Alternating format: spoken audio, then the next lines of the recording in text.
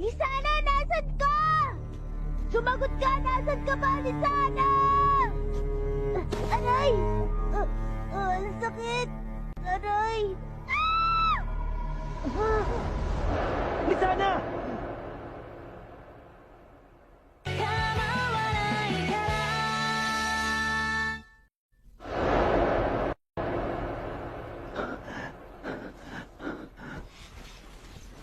Ano nangyari? Panaginip lang pala. Grabe ka! Ikaw na nakitulog sa ibang bahay, ikaw pang nasa kama? Huh? Nakakainis ka naman eh! Inaagaw mo pa yung kama ko, kaya wala akong nagawa kundi matulog dito sa sahig! Ang iingay nyo naman, aga-aga pa! Ay, kayo na nga nakitulog na walang paalam sa ibang bahay, tapos parang kayo ba nagreklamo? Wala naman kami reklamo ah. Ang sarap nga ng tulog ko kasi lambot ng kama mo eh. Ako rin! Di bumili kayo ng malambot na kama? Wala bang pagkain? Gutom na ako eh. Ako rin! Teka, ano ba na panaginipan mo? Ano? Di ba nagising ka lang kasi nanaginip ka? Gutom na talaga ako. Hanap tayo ng makakain. Huwag mo na ibahin ang usapan! Gildan! Natutuwa ako sa inyo, Wendy at Carla, kasi sanay na kayo dito sa guild. Oo nga. Masaya si Wendy kasi doon kami nakatira sa women's dorm. Siya nga pala, Lucy, bakit ba hindi ka sa dorm nakatira? Ang totoo, kailan ko lang nalaman na meron palang women's dorm. Kaso sabi nila 100,000 jewels pala ang renta. Kung natuloy pala akong umupa doon, wala ako ipambabayad. May balita!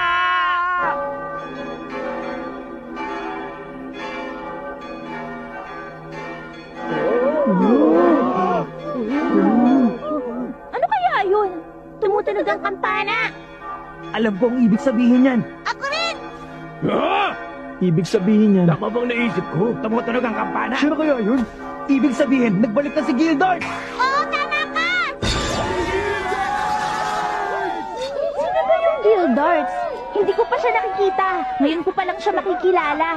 Siya ang pinakamalakas na wizard sa fairy tale. Ha? Kung ganon? Mas matindi pa siya kaysa kay Erza? Kahit magaling ako, wala pa rin akong panama sa kanya. Naku, mukhang mapanganib yung lalaki na yun, ha? Ang saya-saya nila. Bakit ganyan ang reaksyon nilang lahat? Parang may pagdiriwang, Carla. Puro naman talaga pagdiriwang, Tito, hindi ba? Natural na magsaya ang lahat sa bagong balita. 3 taon na kasi siyang hindi nakakabalik dito. 3 taon na? Saan ba siya nagpunta? Mahirap ang misyon na S-Class at mahirap ang sumabak sa SS Class. Pero may mas matindi pa sa dalawang yon. Ang tawag doon ay 10-year quest. 10-year quest? Ayon sa kasaysayan, walang wizard na nakapaglakbay ng 10 taon. Kaya tinawag na 10-year quest. Pero si Gildart, nahigitan niya yon. Nagawa niyang isang 100-year quest. 100-year quest? Ibig mo sabihin, wala nakahigit sa ginawa ng taong yon? Oo. Nandiyan na si Gildart! Mga kababayan, nagbalik si Gildart! Sasagawa ang Gildartship sa buong Magnolia. Pinakikiusapan ng lahat na magpunta na sa kanya-kanyang pwesto. Tama ba naman yung ganyang kagarbong pagsalubong? Ano kaya ang itsura niya? Isasagawa ang Gildartship sa buong Magnolia? Tumingin ka sa labas para malaman mo.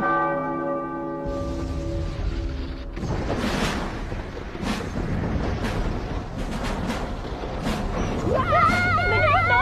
Ano nangyayari sa Magnolia?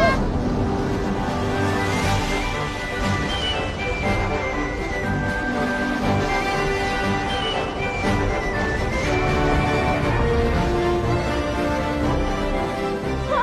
Ang buong bayan! Lahati! Ang kapangyarihan ni Gildart ay Flash Magic. Kayang mangwasak sa pamamagitan ng paghipo. Gamit ang isip, kaya rin tumagos sa kalagitnaan ng mga bahay. Ang hindi naman ang kapangyarihan niya! Ibig sabihin nagawa ang syudad na to gamit ang isip niya? Ang galing niya, Carla! Oo nga, ang galing, kaso parang baliw.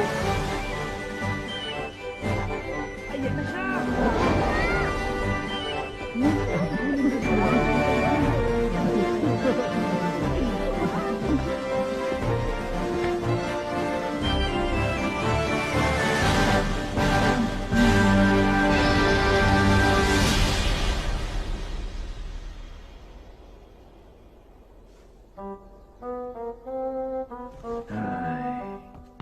Gildart! Hinahamon kita sa isang laban!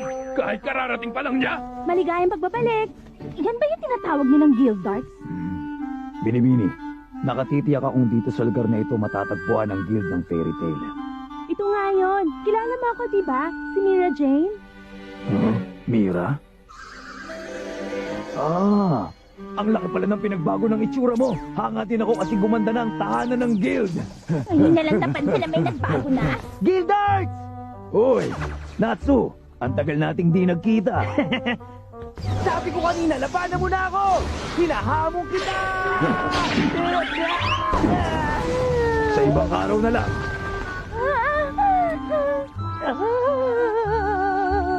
Sabi na nga ba, napakalakas pa rin niya. Wala ka pa rin pinagbago, Guildarts. Ikaw ang tinatawag na tunay na lalaki.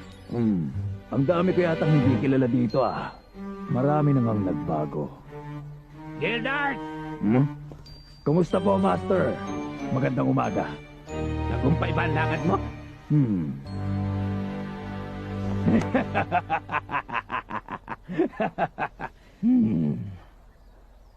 Hindi ko kaya.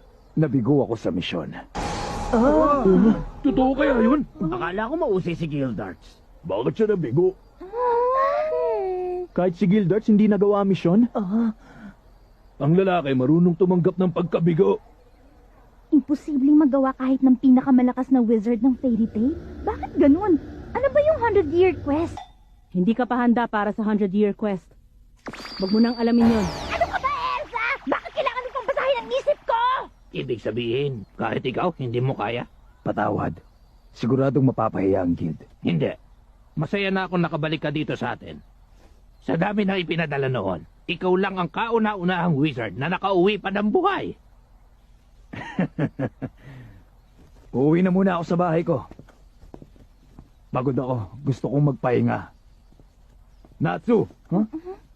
Sumunod ka sa bahay ko. May pasalubong ako sa'yo. Dito na ako dadaan,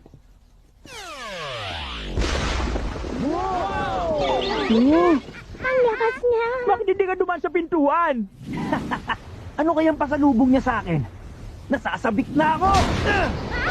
Ano ka ba? Huwag mo na siyang gayahin! Ang galing din niya. Happy! Tara, sumama ka! Teka, ibig sabihin malapit pala ang loob ni Natsu kay Gildarts? Oo. Magkaiba man ang lakas na taglay nilang kapangyarihan, sinabi ni Gildarts na hanga siya sa husay ni Natsu. Huh?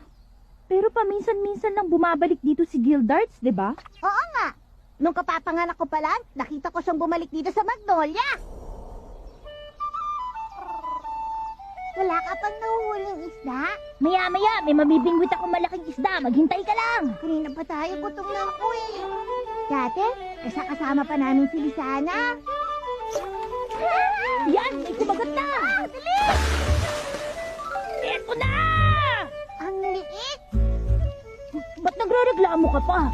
Sabi mo malaking isda ang mabibingwit mo, yun pala ang itik. Hayaan mo na, maliit pa din naman ang bituka mo, di ba? Alam mo, para kang tatay na pinagagalitan ng anak niya. Hinakaling tulad mo na naman ako sa tatay. Ayoko magkaroon ng tatay na ganyan kasuki. Yeah! Alam ko na, kunwari ako ang nanay na pusang yan. Bahay-bahayan na naman. Di ba sabi ko ayoko ng ganyan? Kunwari ka pa, kinikilig ka nga eh. Mali mo balang araw magkatotoo. Tama na, tumahimik ka na nga. Ang kit-kit mo pala pag nagagalit ka. Alam mo, tingin ko meron siyang gusto sa'yo. Tama na nga, huwag mo na nga akong asarin.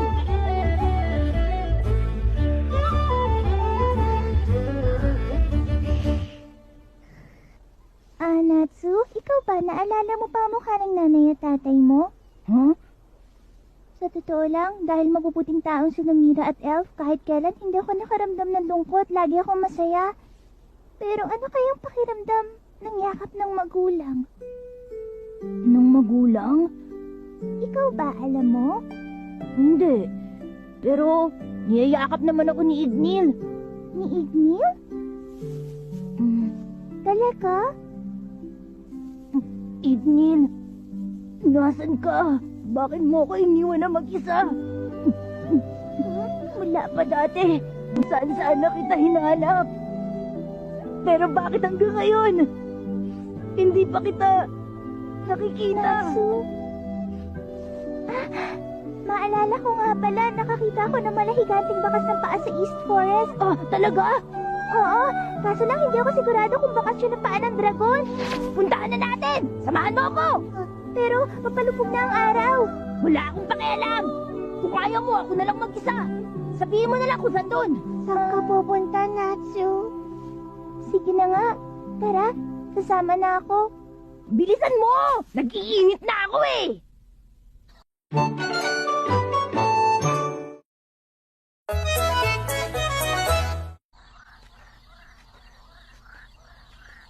Nakakatakot naman dito. Huwag ka nang matakot. Sana, malayo pa ba? Ha? Parang dito ko lang nakita yung mga bakas na yun eh. Eto na. Bayan ng paa? Ang laki. Yan na ba yan, Natsu? Bakas to ng isang halimaw sa gubat. Ha? Yung halimaw na Gorian? Yung mukhang gorilla na nakalaban mo dati sa gubat? Ay. Yan pala yun. Alam mo ba, ang tagal-tagal ko nang hinahanap si Ignil. Pero hanggang ngayon, hindi ko pa rin siya nakikita. Dahil sa akin, umasa ka naman na makikita mo siya. Pasensya na. Wala yun. Huwag ka na malungkot. Tara, umuwi na tayo.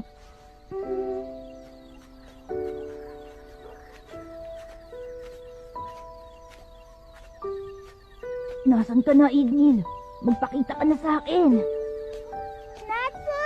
Sandali lang! Pagalan mo na nga lakad, pagod na ako. Pasensya ka na.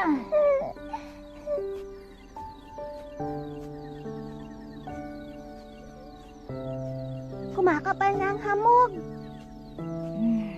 Bilisan mo. Natsu, dapat siguro hintayin natin si Lisana. Lisana! Bilisan mo! Huh? Teka, nasaan na si Lisana? Sabi na sa'yo, hintayin natin siya eh. Lagot! Pag nalaman nilang nawawala siya, siguradong pagagalitan tayo. Ba't mo siya iniwan, Natsu? Kumanda ka sa akin ngayon, Natsu. Papaluin talaga kita. Dahil pabaya ka, kailangan mo makatikim ng parusa. Lisana! Nasaan ka? Lisana! Nasaan ka na? Sumagot ka! Nasaan ka ba? Lisana! Aray! Ang sakit! Aray!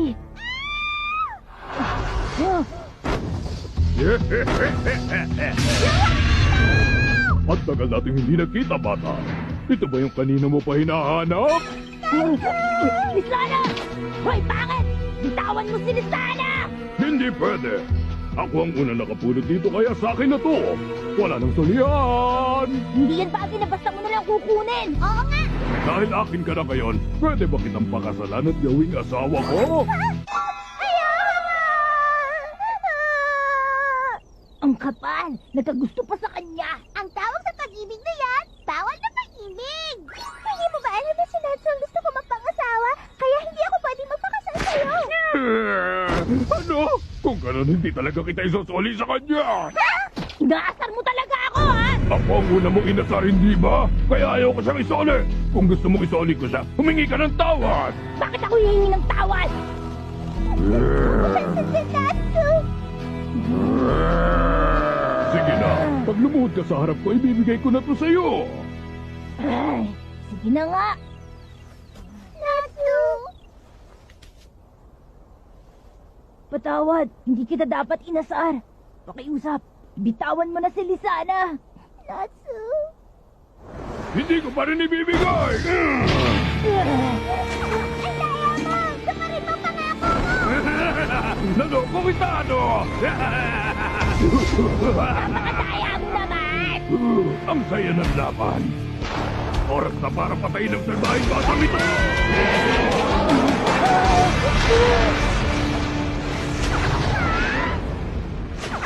Isa kang mapanganib na halimaw sa gubat. Nandito si Gildan! Sino ba itong matapang na lalaki nito?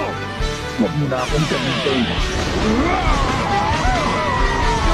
Itiwan mo na yung batang yan at umalis ka na sa gubat na to.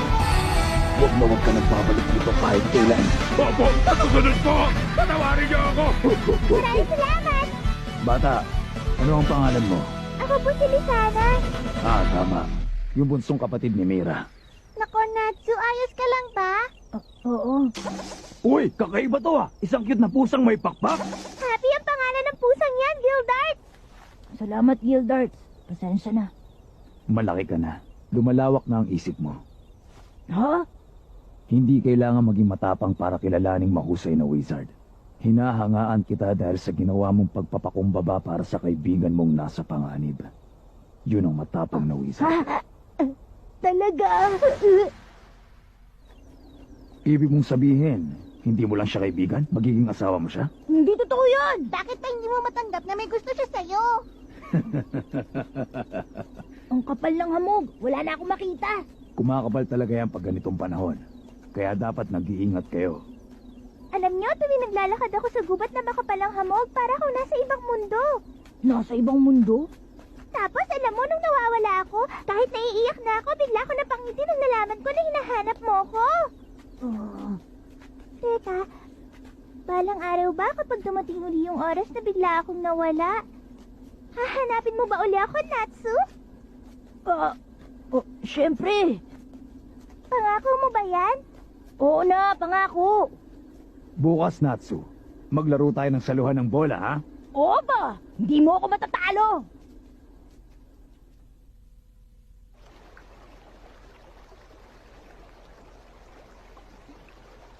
Ha! Umamin ka nga. Ano bang ginagawa niyo sa kalagitnaan ng gubat ng 10 oras ng gabi? Di ba naikwento ko na sa'yo noon yung tungkol kay Ignil? Ah, yung dragon na napakatagal mo nang hinahanap. Sabi kasi ni Lisana may nakita siyang malaking bakas kaya pinuntahan namin. Hindi pala mali ang akala niya!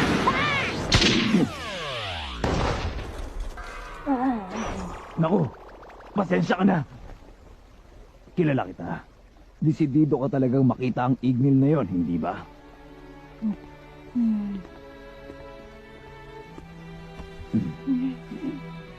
Huwag kang mawalan ng pag-asa. Balang araw makikita mo rin siya. Tama.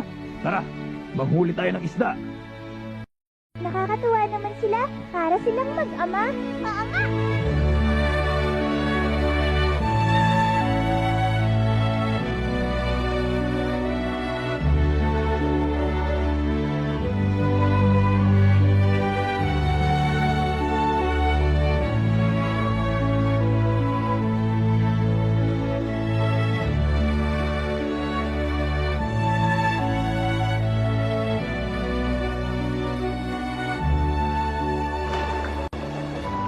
Baka yung regalo niya. Kakaibang uri ng apoy mula sa ibang bayan. Oo nga. Malay mo. Eto na kami! Akala po. Tara, tumuloy na kayo. Ang tagal kong hindi nakapunta sa bahay na to ah. 3 taon na yun, di ba? Teka, ano bang pasalubong mo? Saka mo na tanungin. May ba ako ng usapan? Kamusta na ba ang relasyon niyo ni Lisana? Ha? Ha? Nahihiya ka na namang umamin? Matagal nang patay si Lisana. 2 taon na. Wala na pala siya. Kaya pala, bigla akong napansin kay Mira na ikinalulungkot ko, Natsu. Kung yun lang ang sasabihin mo, aalis na lang ako. Natsu, ano ka ba?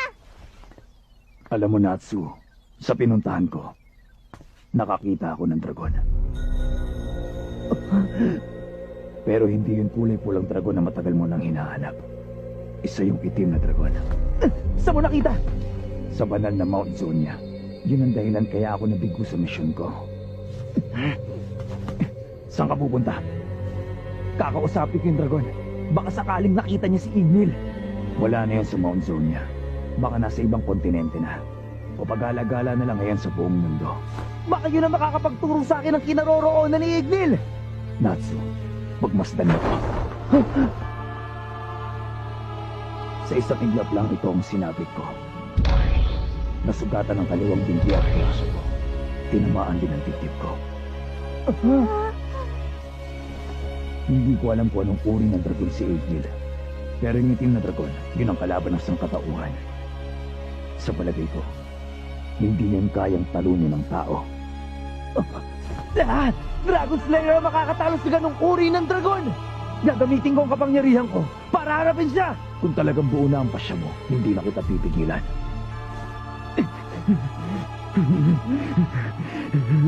Humanda siya sa akin! Habi, Gawin mo ang lahat para matulungan siya. Kung hindi yung kayang talunin ng tao, baka nga dragon din ang katapat. Balang araw, magtutuo sila ni Natsu.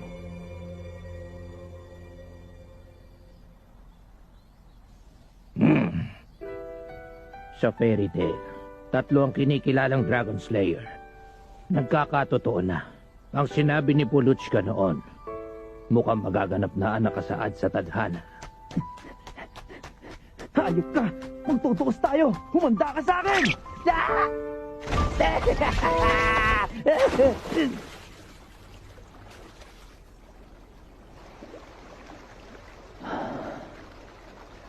Nasaan na kaya si Igmil? Ama ko,